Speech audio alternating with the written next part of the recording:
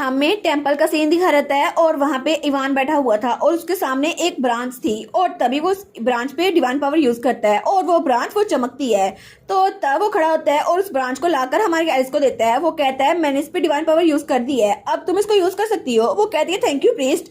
और तब वो लोग वहां बाहर आ गए थे और एडविन भी उनके साथ था। तो हमारी एलिस उससे सेरेमनी के बारे में बातें कर रही थी और वहां पे कुछ बच्चे खेल रहे थे तो वो उसको सब कुछ बता रहा था। वो कहता है यहाँ पर माहौल बहुत ज्यादा अच्छा हो गया है क्योंकि एडविन ने हमारी बहुत ज्यादा हेल्प की है ना एडविन, तुम तो बहुत ज्यादा काइंड हो। तो हमारी लिस्ट कहती है एडविन तुमने हेल्प की थी। वो कहता है नहीं नहीं, मैंने सिर्फ उनको पनिश किया है जिसने हार्म किया था एलिस को, उसके अलावा कुछ भी नहीं, मैं सच बता रहा हूँ। तो तभी वहां पे बच्चे आते हैं। वो कहते हैं योर एक्सलेंसी आप तो यहाँ पर है ना, और हाई प्रीस्ट आप तो कितने अच्छे हैं ना, देखे ना हम लोग भी बिल्कुल हेल्दी हैं। वो कहता है सच में? वो कहता है हाँ हाँ हाई प्रीस्ट इवान आप बाहर जा रहे हैं? वो कहता है हाँ मैं कुछ इंपॉर्टेंट करने के लिए जा रहा हूँ। वो कहता है लेकिन आप यहीं पे नहीं रुकेंगे, और मैं तो आपका फेस देखकर यहाँ पर आया था, आप तो बहुत ज्यादा अच्छे हैं। तो इवान स्माइल कर देता है। तो हमारी ये सोचती है यहाँ पे कॉमनर्स के चाइल्ड आ जा रहे हैं आजादाना, और तब वो सोचती है इवान को हाई प्रीस्ट चुनना बहुत अच्छा डिसीजन था क्योंकि ये लोगों में बहुत अच्छा काम करता है। तो तभी वहां पे कोई आता है। वो कहता है एलिस, तो एलिस कहती है तुम आ गए।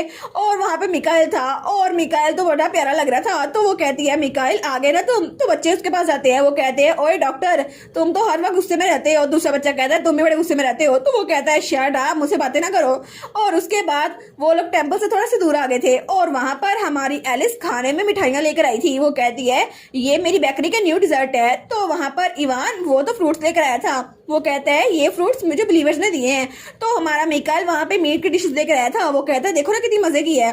तो तब वहां पर हमारा एडविन वो भी खाने की कुछ चीजें लेकर आया था। तो तब उनकी वन डिश पार्टी शुरू हो चुकी थी। तो तब हमारी लिस्ट कहती है चलो ना ये ड्रिंक एंजॉय करो। तो इवान कहता है जितना पिया जाता है पी लो, बाकी ये ड्रिंक हम बच्चों को दे देंगे। तो मिकाएल तो उस ड्रिंक को लेकर साइड पे हो गया था और उसके बाद उन लोगों ने खाना खाना शुरू कर दिया था। और बाद में वो गेम खेल रहे थे तो मिकाएल और एडविन की तो बन ही नहीं रही थी। और बाद में मिकाएल अपने भाई इवान को हरा देता है और इवान के मुंह पे चिट्स लगाता है। और तब वो लोग तो बड़े ज्यादा खुश थे और बहुत ज्यादा अच्छे से खेल रहे थे। लेकिन तभी वहां पर कोई आता है। वो कहता है योर एक्सेलेंसी हमें माफ कीजिएगा आपके रेस्ट में खलल डालने के लिए। तो वो कहते हैं हाँ क्या हुआ? तो तभी उसके कान में कुछ कहता है। तो एलिस कहती है इवान क्या हुआ?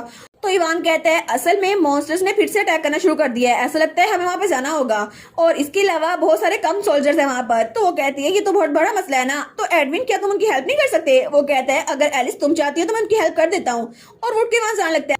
तो वो कहता है ठीक है मैं थोड़ी देर में आता हूँ, बस मुझे मैप दे दो। तो उसके बाद वो उस आदमी के साथ वहां चला गया था और तब पीछे हमारी एलिस इवान और मिकाएल थे। तो एलिस कहती है फाइनली अब हम तीनों इकट्ठे अकेले हैं, तो चलो आज की मीटिंग शुरू करते हैं कि एडमिन का कर्ज कैसे ब्रेक किया जाए। तो तब उन दोनों की तरफ देखती है तो वो दोनों थोड़े से कंफ्यूज थे। वो कहती है तुम लोगों ने मुझे बताया क्यों नहीं? आखिर तुम लोगों ने एडमिन के कर्ज के बारे में मुझे क्यों नहीं बताया? तो वो कहते हैं तुमने उसकी आंखें नहीं देखी, वो कितने ज्यादा डरावना लगता है ना। तो इवान कहता है हाँ बिल्कुल मैंने कोशिश की तो थी। तो हमारी एलिस कहती है हाँ मैं जानती हूँ। तो वो कहता है जब मैं उसके साथ गेम खेल रहा था ना तब भी वो तो बहुत ज्यादा पेल पड़ता जा रहा था, लेकिन वो तो चेहरा बना रहा था, उसका कुछ फर्क ही नहीं पड़ता। हालांकि रोज बरोज वो कमजोर होता जा रहा है, लेकिन मैंने बहुत ज्यादा स्टडी की थी लेकिन मुझे उसके कर्ज को ब्रेक करने का तरीका नहीं मिला। तो एलिस कहती है क्या तुम्हें कोई सोल्यूशन मिला इवान? वो कहता है नहीं मुझे भी कोई सोल्यूशन नहीं मिला, लेकिन ऐसा लगता है ये बहुत ज्यादा स्ट्रॉन्ग स्पेल है जिसकी वजह से ये कर्स ब्रेक नहीं किया जा सकता। वो कहती है लेकिन ये स्पिरिट की पावर के साथ तो ब्रेक किया जा सकता है ना। वो कहता है हो सकता है लेकिन इसके साइड इफेक्ट भी होंगे। तो हमारी एलिस तो बहुत ज्यादा उदास हो गई थी। वो कहती है मैं समझ गई, असल में शायद मुझे पता है कि इस कर्ज को ब्रेक करने का तरीका क्या है। ड्यूक इस्तेमाल ने मुझे एक हिंट दिया था। तो वो दोनों कहते हैं क्या, कौन सा तरीका? वो कहती है मेरी मौत। तो वो दोनों कहते हैं क्या तुम्हें मरना जरूरी है? आखिर इस बात का मतलब क्या है? तो एलिस स्माइल करती है। वो कहती है मैंने तुम लोग को सब कुछ बता दिया जो कुछ हुआ, लेकिन मेरी बर्थ के पीछे भी ड्यूक इस्तेमाल का ही हाथ था क्योंकि वो चाहते थे कि वो मेरी वजह से एम्पर को काबू कर सके और वो मुझे इस्तेमाल कर सके। लेकिन बाद में वो विच के साथ मिले हुए थे और जब हम लोग वहां पर उस जगह पे गए ना तो तब भी हमें उनके खिलाफ कुछ सबूत तो मिले लेकिन वो काफी नहीं थे और तब वो तीनों खामोश हो गए थे। तो तब थोड़ी देर बाद इवान कहता है लेकिन एडविन की पावर स्ट्रॉन्ग होती जा रही है और वो रीजन काफी होगी कि ड्यूक इस्तेमाल को उसकी पावर चाहिए होगी, और एडविन अगर अपनी पावर को कंट्रोल नहीं कर पाया और वो कर्स उस पे रहा तो वो मर भी सकता है। तो मिकाएल कहता है लेकिन हमें कुछ ना कुछ तरीका तो ढूंढना ही होगा ना। तो तब हमारी कहती है हाँ हमें कुछ ना कुछ ढूंढना ही होगा। तो इवान कहता है क्या एडविन को पता है कि उसके कर्ज का सोल्यूशन क्या है? वो कहती है नहीं उसको नहीं पता और मैं चाहती हूँ उससे ये बात सीक्रेट रखूं। तो तभी वहाँ पे एडमिन आता है। वो कहता है एलिस मैं यहाँ पर आ गया, और तब वहाँ पर फूलों का ताज लेकर आया था उसके लिए बनाकर। वो कहती है तुम इतनी जल्दी आ गए क्या सच में? और तब उसके पास जाती है। वो कहता है मैंने सारा एरिया क्लीन कर दिया। वो कहती है गुड जॉब एडमिन। और तब वो कहता है मैं तुम्हारे लिए ये बना कर लाया हूँ। वो कहती है सच्ची? ये तो बहुत ज्यादा प्यारा है, मेरे सर पे रख दो ना। तो तब उसके सर पे वो फूलों का ताज रखने लगता है, लेकिन तभी मिकाइल आता है और फूलों के ताज के नीचे गिरा देता है। वो कहता है देखा बचपन में तुमने मेरे ताज को नीचे गिराया था ना, ये लो उसका बदला। तो एडविन कहता है क्या? तो मिकाइल कहता है अच्छा हुआ ना 2 बार तुमने ताज नीचे गिराया था, अब ले लो ये मजा।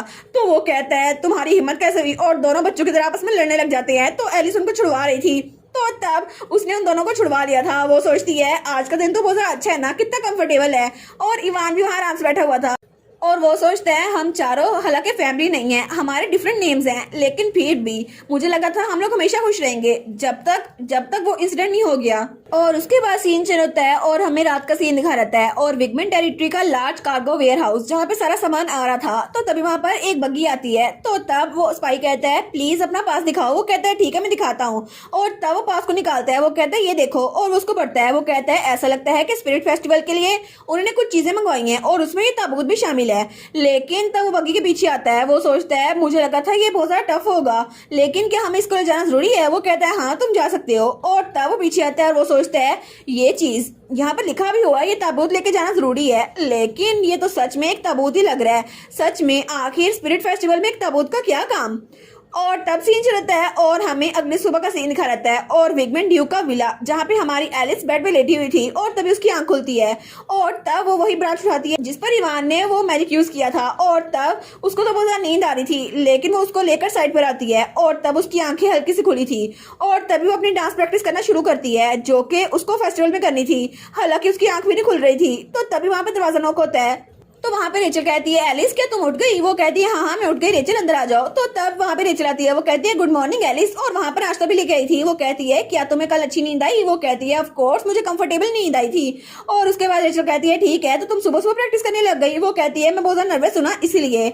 और वो सोचती है जब से मैं वहां से वापस आई हूँ ना मुझ में तो ये प्रेशर है कि मुझे वाटर स्पिरिट के लिए ये डांस प्रैक्टिस करनी है, क्योंकि सबने मुझे कहा था कि ये रॉयल फैमिली करती है और मुझे लगा था ये करना जरूरी है क्या। और उसकी आंखों में तो आंसू आ रहे थे। वो सोचती है मुझे लगा था कोई प्रोफेशनल डांसर करेगा, लेकिन मुझे ही करना पड़ा।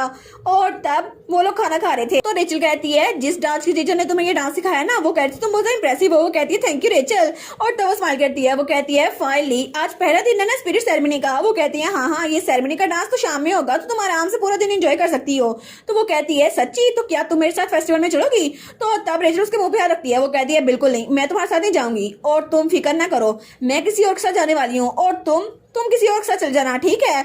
और तब हमें फेस्टिवल का सीन दिखा रहता है जब हर कोई उस फेस्टिवल को एंजॉय कर रहा था, लेकिन हमारी एलिस एडमिन के साथ बैठी हुई थी। और तब वो सोचती है उसने मुझे कहा था जल्दी जाओ कपड़े चेंज करके आओ, और वो मुझे यहाँ एडमिन के साथ भेजना चाहती थी और मेरे और एडमिन के ड्रेस सेम टू सेम है। लेकिन वो सोचती है आखिर उसने ऐसा क्यों किया था।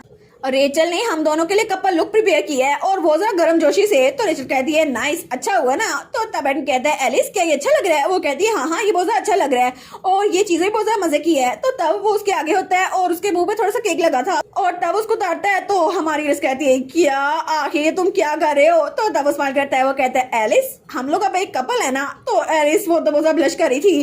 तो तब वो कहता है ठीक है एलिस अब हमें क्या करना चाहिए? और तब उसके हाथ पे रखता है। तो एलिस कहती है अच्छा हमें? वो सोचती है मुझे इसका ध्यान भटका नहीं होगा। और उसके बाद वो लोग गेम खेल रहे थे और वहां पे एक बच्चा उस पर पानी फेंक रहा था, लेकिन तभी एडविन हमारी एलिस को प्रोटेक्ट कर रहा था और एलिस वो साइड से होती है और उस बच्चे पे पानी फेंक देती है। तो वो बच्चा कहता है क्या मैं हार गया?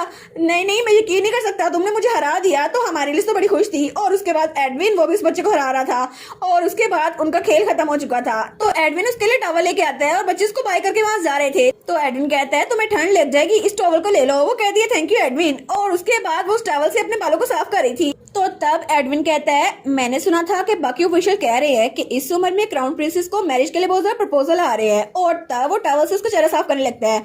वो कहता है तुम्हारे मैरिज प्रपोजल तो बहुत ज्यादा आ रहे हैं, तो एलिस मुझे क्या करना चाहिए? और तब तो उसके बहुत ज्यादा करीब था, लेकिन तभी वहां पर चेस्टर आता है। वो कहता है एलिस ड्यूक एडविन। तो वो कहती है क्या हुआ चेस्टर? तो वो तो बहुत ज्यादा हाँफ रहा था। वो कहता है मुझे माफ कीजिएगा, लेकिन ये बहुत ज़्यादा अर्जेंट है। और उसके हाथ में एक लेटर था।